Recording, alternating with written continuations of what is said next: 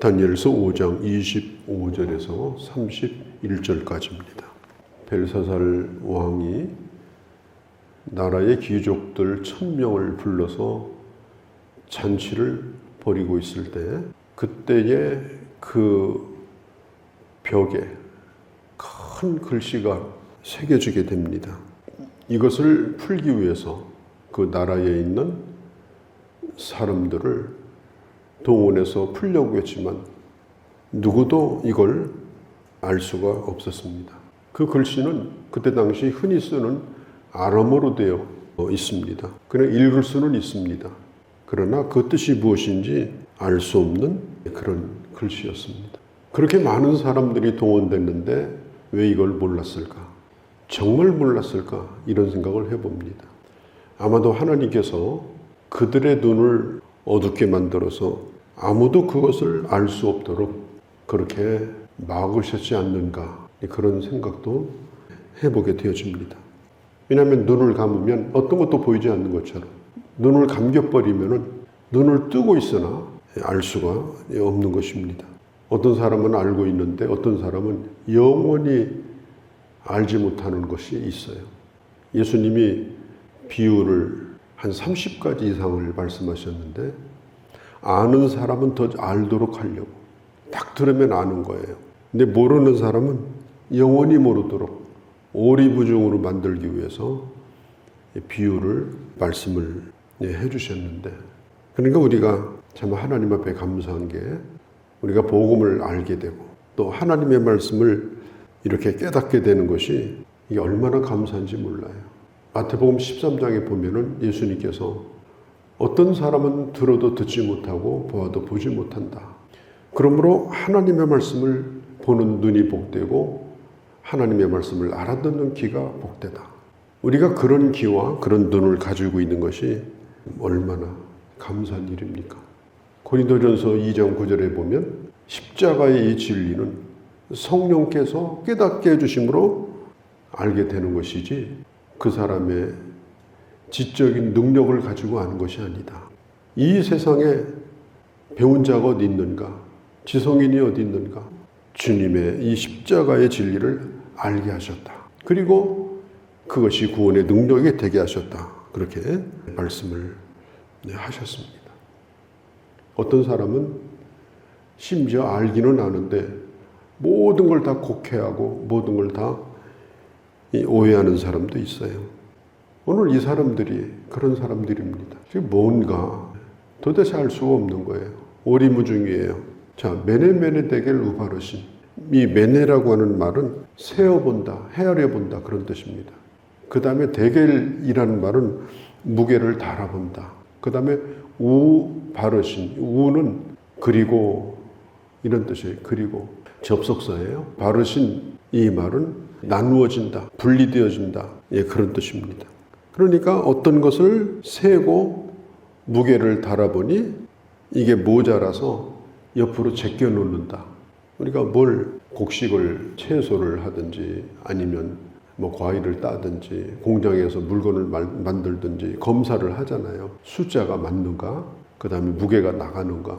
그래가지고 기준에 모자라면 상품성이 없어요. 그거 시장에다 안 내놓거든요. 과감하게 분리시키는 거예요.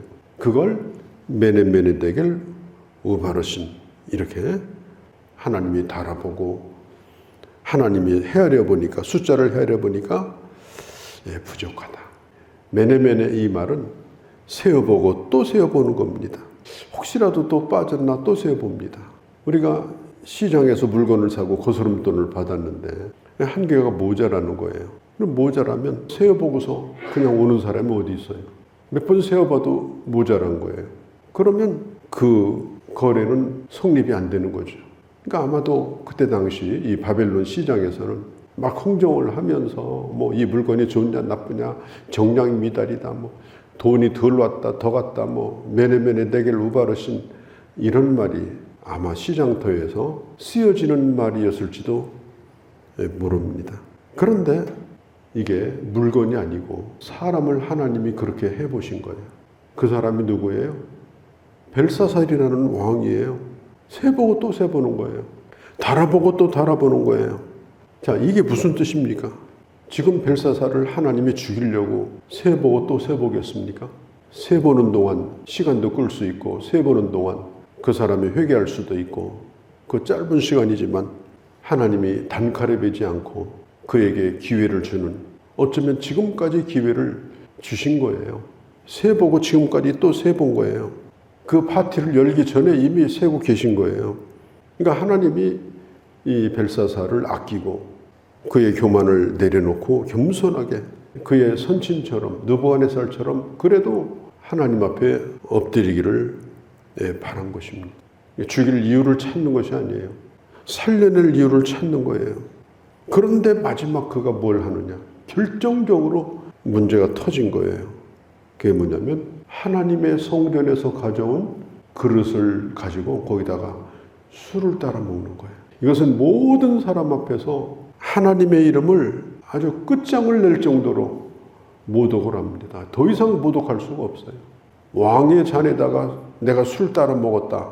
그렇게 해도 죽을 죄인데 하나님을 예배할 때 쓰는 그릇에다가 그것도 많은 사람이 보는 앞에서 그 자기 옆에 있는 여자들에게 술 따라주면서 나눠 마시게 한 거예요. 그리고 그때에 이 글씨가 나타난 겁니다. 그 글씨는 마지막 하나님의 선고입니다. 그동안에는 속으로만 세워보셨는데, 그동안에는 그냥 기다리셨는데 이제 결정이 나는 게 바로 글씨인 거예요. 내가 너를 세보니까 함량미달이다. 하나님은 우리 인생을 세보시는 하나님이죠. 어떤 사람은 아주 온전하게 아주 잘 골라진 잘 익은 그 과일 이런 거 있잖아요. 아주 깨끗하게 포장되어서 정말 보기도 좋은 그런 인생도 있는가 하면 형편없이 썩을 뿐 아니라 수도 모자라고 무게도 모자라고 그런 인생도 얼마든지 있을 수가 있는 것입니다. 왕이요, 이제 바벨론은 아웃됐습니다. 이제 바벨론 나가세요. 보따리 쌓아가지고 나라가 끝났으니까 나가세요. 정말 하나님이 벨사살이 겸손하기를 기다리셨고 또 기다리셨고 대겔 메네메네 또 세보셨는데 결국은 결과가 이렇게 됐습니다. 어쩌면 하나님은 이 다니엘이 그 얘기를 하고 있는 동안까지 아마 기다렸다고 저는 생각을 합니다. 근데 결국은 끝까지 하나님을 모독하다가 죽음을 당하게 된 거예요. 욥기서 14장에 보면 하나님은 우리 발걸음을 세신다, 그런 말씀이 있습니다. 또 사무엘상서 2장 3절에도 하나님은 지식의 하나님이라 우리의 행동을 달아보신다. 어떤 사람은 허리춤에다가 만보기를 차고 다니더라고요. 오늘 만보는 걸어야 된다. 그래서 열심히 걸어요. 그거 세볼 필요도 없어요. 하나님이 다 세보십니다.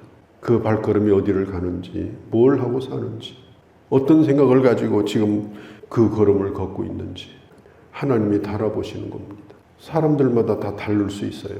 콩이 팥이 될 수가 없고 배가 사과가 될 수는 없어요. 마태복음 25장에 있는 것처럼 달란트는 다 달라요. 한 달란트가 5달란트 되라. 하나님은 그렇게 요구하지 않아요. 한 달란트가 5달란트만큼 걸어가면 걸어가다가 죽어요. 그러니까 하나님이 자기를 세운 만큼, 자기를 만드신 그런 만큼 비록 다른 사람에 비교하여 부족한 것이 있지만 하나님 앞에서 내가 온전하게 살려고 할 때 하나님은 그것을 인정하시는 그런 분이시다라고 하는 것입니다. 고린도전서 3장에 보면은 예수 그리스도는 우리의 반석이다 그랬어요. 주님은 구원의 반석입니다. 그리고 그 위에다가 사람들은 집을 짓는다. 그러니까 그리스도 위에 집을 지었기 때문에 구원은 받아요. 구원은 받는데 그럴지라도 그 집을 시험해 보신다고 그랬어요. 어떤 집은 보석이나 금이나 음으로 집을 짓고 어떤 사람은 나무나 집이나 풀로 집을 지었어요. 하나님이 시험하실 때에 다 없어지는 것은 불 가운데서 그슬려 가지고 겨우 구원받은 사람이 되는 부끄러운 구원도 있을 수가 있다. 어떤 사람은 하나님 앞에 풍성한 상급을 받는 그런 구원이 있을 수가 있다.